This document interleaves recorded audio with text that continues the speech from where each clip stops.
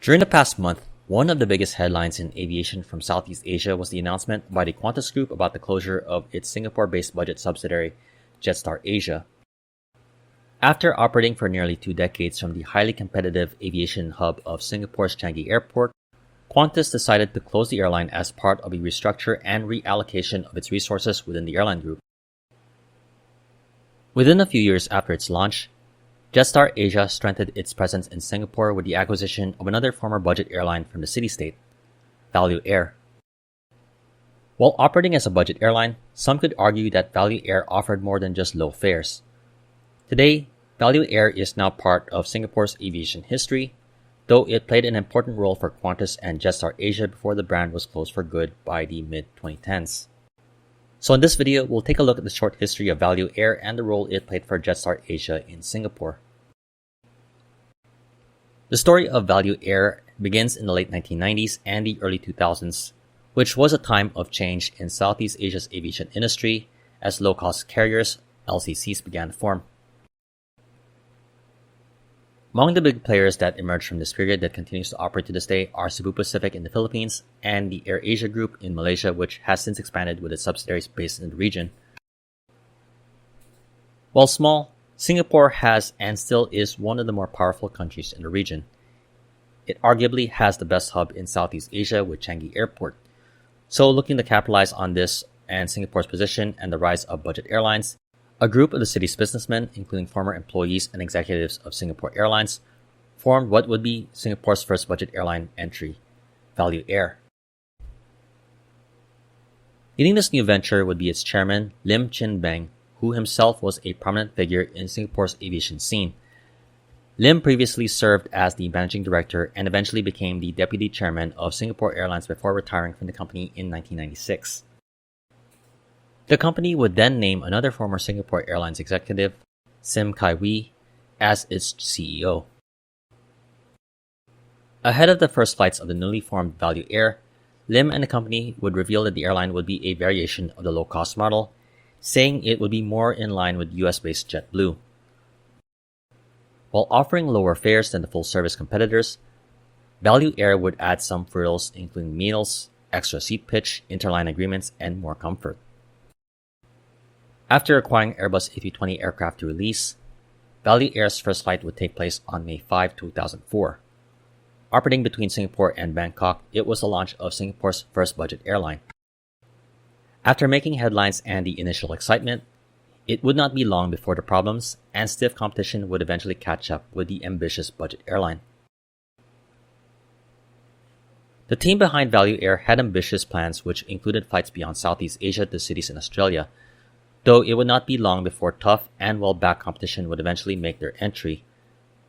Just months after Valuair's first flight, Tiger Airways, backed by Singapore Airlines, launched its first flight that was then followed by Australia-based Qantas-backed Jetstar Asia before the end of 2004. By the end of that year, Singapore had 3 budget airlines operating: Valuair, Tiger Airways, and Jetstar Asia. Without a domestic network, things would be further complicated for Valuair and its Singapore-based counterparts with the entry of Malaysia-based AirAsia. Each of the airlines would also face financial difficulties amid rising fuel costs during the mid-2000s. As Valuair sought investors, among the players that expressed interest in the airline happened to be AirAsia and local counterpart Tiger Airways. Eventually, Valuair would merge with Singapore-based Jetstar Asia in 2005. The result of the first consolidation of budget airlines in Southeast Asia was the combined carriers under a new company, Orange Star. The decision to merge with Jetstar Asia was a tough but necessary move for Valuair, which also prevented AirAsia from having a major presence in Singapore. In a blog post on teamworkbound.com by Ebnu Etheris titled Valuair Airlines, the model did not work, the former Valuair employee shared his account of the discussion within the company on whether to go with AirAsia or Jetstar, saying, AirAsia wanted to buy Valuair. That would have meant employees then would have stayed and intact and jobs could have been saved. However, the endgame for Valuair was the merger with Jetstar. Even now, I really wonder why the merger with Jetstar happened without any afterthought for the employees who work with the airline. Singapore too may have been worried having AirAsia operating in our own backyard with the Valuair AOC. That could have indented the profit margins for the GLC affiliated airlines, specifically Tiger. Perhaps that's why Valuair Airline was started and let go very quickly. While merged, Jetstar Asia and Valuair would continue to operate separately, though Valuair was a much-needed asset for parent company Qantas. In 2005, Indonesia imposed restrictions on new foreign budget airlines from flying to cities within the country. Unlike Jetstar Asia, Valuair had already established a presence in Indonesia, so it was Jetstar entries into the country using Valuair's VF flight code. This would continue until the restrictions were lifted in October 2014, and as a result, the Valuair brand would eventually be ended. All remaining Valuair assets would be integrated into Jetstar Asia. During its short time operating independently, Valuair operated flights to Bangkok in Thailand, a few cities in Indonesia, and Hong Kong. In addition, the airline also had flights to Perth, Australia. Despite the lack of financial backing, it had other factors working in its favor, such as experienced employees and executives, and being based in a major regional hub. While potentially lucrative, Singapore is a competitive and challenging environment for any airline where strong financial backing is much needed.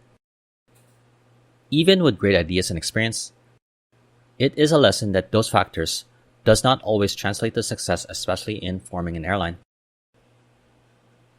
While billed as a budget airline, it could also be said that Valuair was among the first of what we now refer to as a hybrid airline. The airline had meal service and extra legroom, offerings that some airlines that categorizes themselves as such somewhere between the low-cost airlines and full-service carriers provide. It was in its own way ahead of its time, as we now see recent successes of similar models but operating longer routes with bigger aircraft such as Japan Airlines, backed Zip Air Tokyo, and Air Premia in South Korea.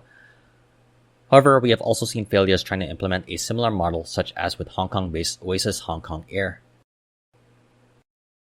Valuair's failure did have a long-lasting impact on Singapore's aviation scene that is still seen today.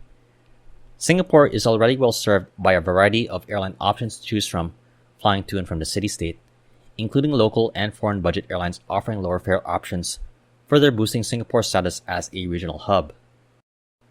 Beyond the popular routes from the cities such as between Singapore and Bangkok, budget airlines have now also opened up new connections from Singapore to secondary and tertiary cities that are underserved by the bigger full-service airlines.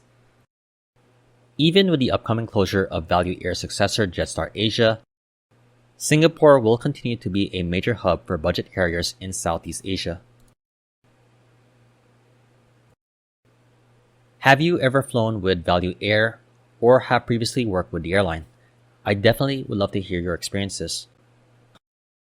In the meantime, this has been another edition of Flights in Asia, highlighting the news and updates from the aviation and travel scene in the Asia Pacific. Thank you for watching and have a great day.